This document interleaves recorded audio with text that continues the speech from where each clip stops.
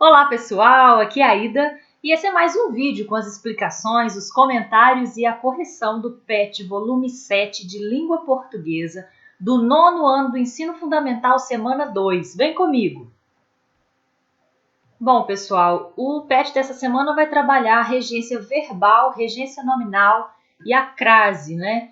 E para trabalhar isso a gente vai começar com um texto do Manuel de Barros, chamado Cabeludinho. Eu vou ler o texto e vocês já podem perceber que tem algumas coisas destacadas aí que são preposições que foram usadas de uma maneira diferente no texto e a partir delas a gente vai começar a discussão da regência aí, ok? Quando a avó me recebeu nas férias, ela me apresentou aos amigos.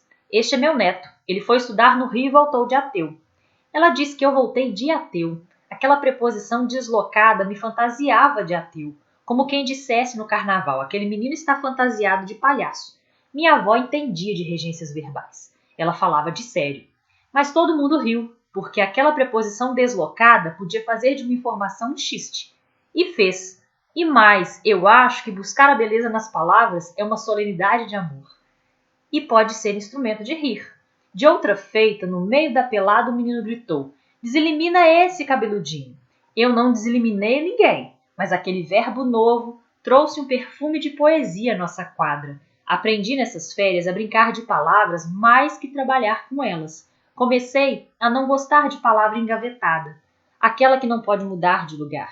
Aprendi a gostar mais das palavras pelo que elas entoam do que pelo que elas informam. Por depois, ouvi o vaqueiro a cantar com saudade. Ai, morena, não me escreve que eu não sei a ler. Aquele ar preposto ao verbo, ao meu ouvir, ampliava a solidão do vaqueiro. Então, nesse texto aqui, a gente tem um uso diferente aqui da preposição, né, nessa frase, que o menino voltou de ateu. A frase seria, ele voltou ateu. Não era para ter preposição de aqui, mas a avó usa, e aí o narrador aqui da história conta aqui, né, a interpretação que ele fez, né, desse uso da preposição de. Ele usa aqui também numa frase, ela falava de sério, né? E também uma outra situação aqui, que um vaqueiro, né, na sua canção, fala: ai, morena, não me escreve que eu não sei a ler. Seria eu não sei ler. E ele põe esse A aqui, e o narrador também fala, né, do sentido que esse A acrescentou um pouco para ele aqui, que ampliava a solidão, ok? Vamos às questões, então, para a gente continuar discutindo aí as interpretações possíveis e as implicações do uso das preposições, tá bom? Responda as questões a seguir. O narrador recorda um fato engraçado de sua infância. A avó dizer aos amigos que ele tinha voltado de ateu do Rio de Janeiro. O que se esperava que a avó dissesse na ocasião? Que ele foi ao Rio e voltou ateu. Então, na verdade, era o que era mais esperado aqui, que a avó dissesse que ele simplesmente voltou ateu, sem o de, que foi usado lá no texto, tá? Continuando, o narrador compara a forma voltar de ateu à expressão fantasiado de palhaço no carnaval. Que sentido diferente ganha a frase da avó com o emprego da preposição? Dá o sentido de que a avó não acredita que o menino tenha definitivamente se transformado em um ateu. Parece que a avó acha que ele está só passando por uma fase, experimentando uma ideologia nova, ou seja, a avó não levou muito a sério a nova visão religiosa adotada pelo neto. Tanto que ele compara com a expressão fantasiado de palhaço aqui, viu, gente? Então é como se ele tivesse fantasiado de ateu, né? Ele estava só vivendo aquilo naquele momento, era uma coisa passageira. Portanto, a frase "minha avó entendia de regências verbais" é dita pelo narrador de modo sério ou de modo irônico? É dita de modo irônico, pois, na verdade, o que ele quer dizer aqui? Ele quer dizer que a avó estava certa quanto ao que pensava sobre o neto. Então, na verdade, quando ele fala que a avó entendia de regências verbais, ele está dizendo, sim, que ela sabia que não era para usar aquela preposição naquela frase, a menos que ela não tivesse ali uma outra intenção. No caso aqui, a avó usa aquela preposição de propósito. E ele está usando ironicamente essa frase, falando que ela entendia de regências verbais, para mostrar que a avó conhecia o neto. E que ela sabia que aquilo ali não devia ser nada muito sério, permanente, que era só algo passageiro na vida dele. Tá? Então, por que isso é irônico? porque ele está dizendo uma coisa, mas por trás ele quer dizer outra, ok? Letra C. Na frase, aprendi nessas férias a brincar de palavras mais do que trabalhar com elas, o narrador empregou o verbo brincar como transitivo indireto, regendo a preposição de. Que outra preposição esse verbo pode reger? Justifique sua resposta com exemplos. Então, o verbo brincar aqui está com a preposição de. É possível você usar a preposição com também com o verbo brincar. O verbo brincar pode reger a preposição com. Olha um exemplo. Você está brincando com fogo. Ok?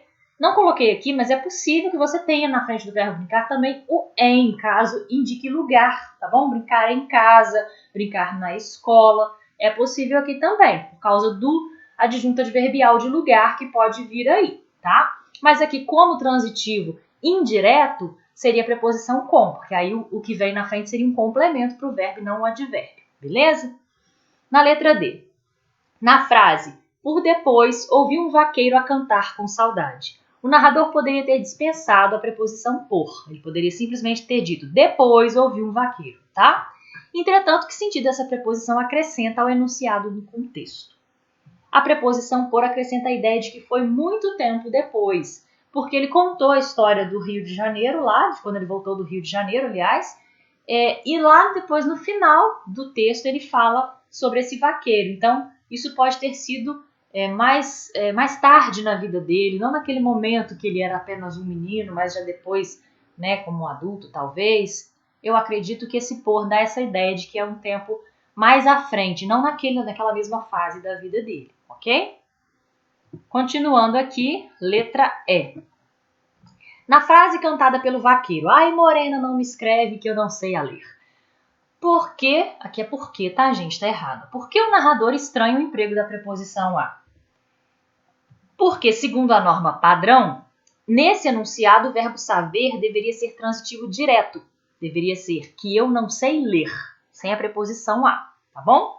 Então ele estranha porque está sendo usado de uma maneira incomum, diferente da norma padrão e diferente da forma como as pessoas comumente usariam esse verbo, sem a preposição a, tá bom?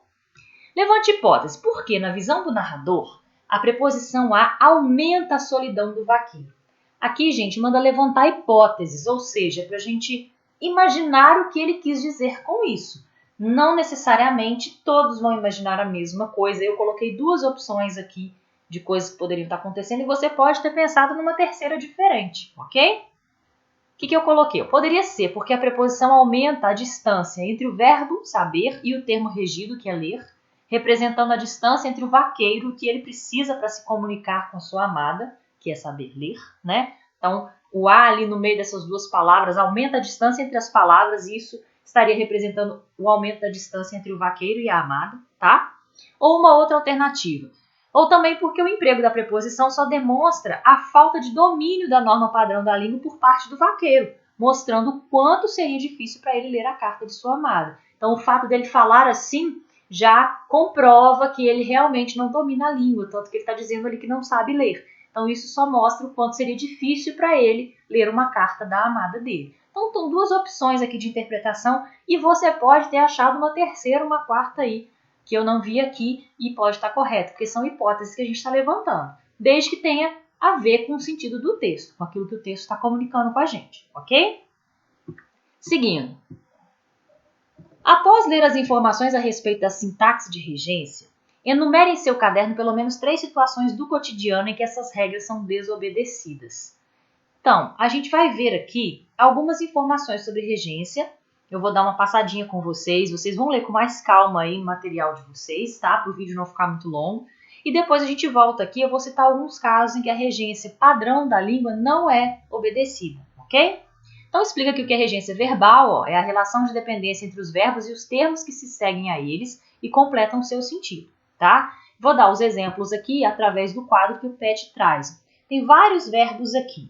O verbo aspirar, por exemplo, ele é um caso bem especial porque ele pode ser transitivo direto ou indireto, ou seja, ele pode ou não ter uma preposição ali no seu complemento, tá? Mas ele muda de sentido. Se você coloca a preposição a no seu complemento, ele tem o sentido de pretender, de desejar, como aqui, ó, o vereador recém-eleito aspirava a um alto cargo.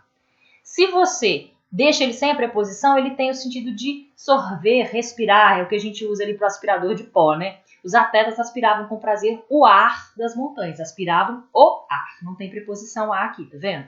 Já aqui aspirava a um alto cargo, tem a preposição a. Então, existem casos assim, que o verbo ele aceita mais de uma regência, porém ele muda de sentido dependendo dessa regência. O assistir também vai funcionar dessa maneira, ó. Ele pode ser transitivo e indireto, direto e indireto, intransitivo também. Então vamos ver aqui. Olha o primeiro exemplo. Ontem assisti a um filme iraniano. É o sentido mais comum que a gente usa, que é estar presente, presenciar alguma coisa.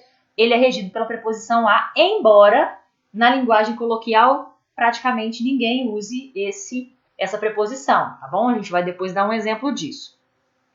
E aqui, quando você usa o verbo com o sentido de acompanhar, de prestar assistência, o médico assiste o doente. E aí, nesse caso, não é que o médico está olhando para o doente, assistindo ele está prestando assistência. E aí ele pode ser usado, então, sem a preposição a. E ainda tem um terceiro sentido, que é de residir, de morar. E aí, ele não tem uma preposição, porque ele não tem complemento, ele é intransitivo, que vem ali na frente, seria um adjunto adverbial de lugar. Minha comadre assiste em Santos, né? E seria o lugar onde a comadre mora, né? Então, olha como que a língua portuguesa tem muitas opções aí pra gente, ó. O verbo chamar, ele também pode ser usado aqui com a preposição por, sem preposição, tá? E também pode ser chamado, usar a preposição de, quando tem esse nome desse sentido de denominar, né? Chamava-o de responsável. Tô dando uma passadinha mais rápida aqui, tá? Chegar e ir, pela variedade padrão da língua, eles têm que ser reger a preposição a, tá bom? Então, cheguei ao cinema, vou ao cinema. E a gente vai ver também que na linguagem coloquial, geralmente, a gente não usa assim, a gente usa muito mais com a preposição em. Porém, o que a norma padrão nos indica? Usar a preposição a, tá bom? Esquecer e lembrar. Aí depende de como esse verbo é usado. Quando ele está acompanhado de um pronome, a gente tem ele como transitivo indireto. E quando ele não está acompanhado do pronome, ele é transitivo direto. Olha os exemplos. Esqueci o nome dele. Esqueci-me do livro. Então, quando eu tenho o pronome me, eu coloco a preposição de. Olha lá. Quando eu não tenho o pronome, eu também não vou ter a preposição aqui no complemento. Isso vale para o esquecer e também para o lembrar, tá? E tem um outro caso aqui, que ele seria transitivo indireto, quando ele tem esse sentido de cair no esquecimento, né? Esqueceram-me as chaves em casa. E aí já é uma maneira diferente de usar aí esse verbo, tá? O verbo informar, quando ele tem o sentido de dar notícias, ele é transitivo direto, olha lá. Os jornais informam o público consumidor, mas também pode ter o sentido, com o mesmo sentido, ele pode ter dois complementos. O secretário informou a nota ao aluno. E aí eu tenho a nota é o objeto direto, ao aluno é o indireto, aí eu tenho preposição a, tá bom? O que eu tenho mais aqui? O morar e residir, que tem a preposição em aqui sempre no seu adjunto adverbial que o acompanha.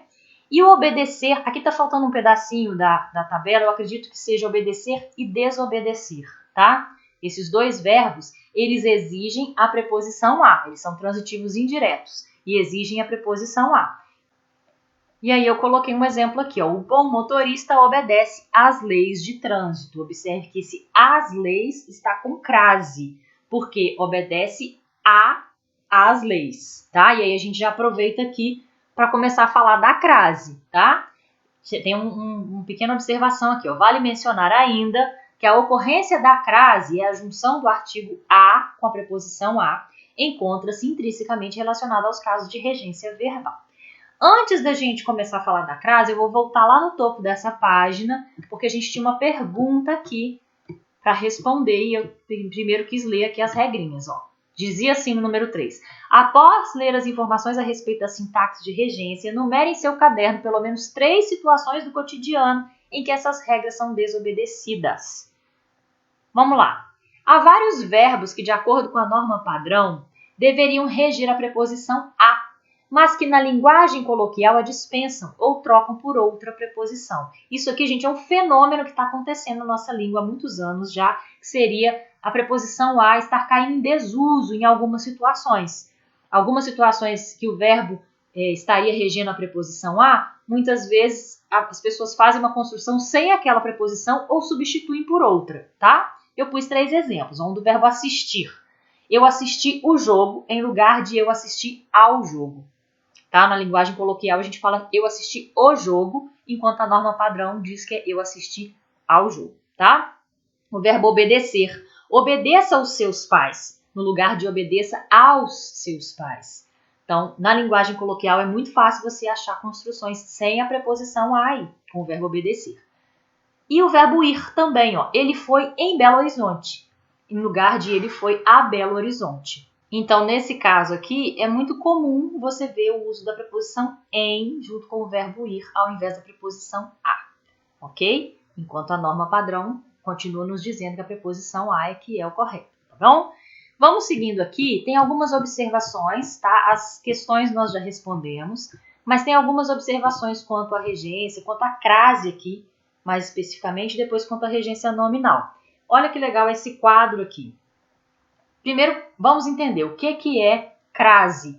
É a junção do a preposição que é exigido pela palavra que vem antes dele, ou um verbo ou um nome, se for uma regência nominal, tá?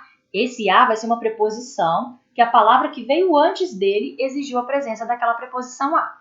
O segundo a é um artigo a, que vai acompanhar a próxima palavra, que no caso, para ter um artigo a, tem que ser o quê? Uma palavra feminina, ok? Então, quando você tem na frase esses 2 as, um depois do outro, eles se fundem gerando a crase. Então, a gente tem um exemplo aqui, vamos à loja. Quem vai a algum lugar, e esse lugar é uma loja, é uma palavra feminina que vem acompanhada do artigo a. Quando eu junto esses 2 as, ao invés de escrever 2 as na frase, eu coloco um a só com a marcação aqui do acento que indica a crase. Vamos à loja, tá? Tem alguns casos, umas dicas aqui para você não ter dúvida quando você deve ou não usar crase, porque isso gera muitas dúvidas. Então, eu vou ler essas dicas para você e vou dar uns exemplos também, tá? Primeira dica, a crase deve ser empregada apenas diante de palavras femininas. Acabamos de ver aqui o exemplo e vimos por quê. Se isso aqui é um artigo a, eu não posso ter crase antes de uma palavra masculina. Por quê? Porque o artigo que acompanha a palavra masculina é o. Então, não vai ter a mais a, vai ter a mais o. E a mais o é ao e não crase, ok? Então, eu pus até um exemplo aqui, ó.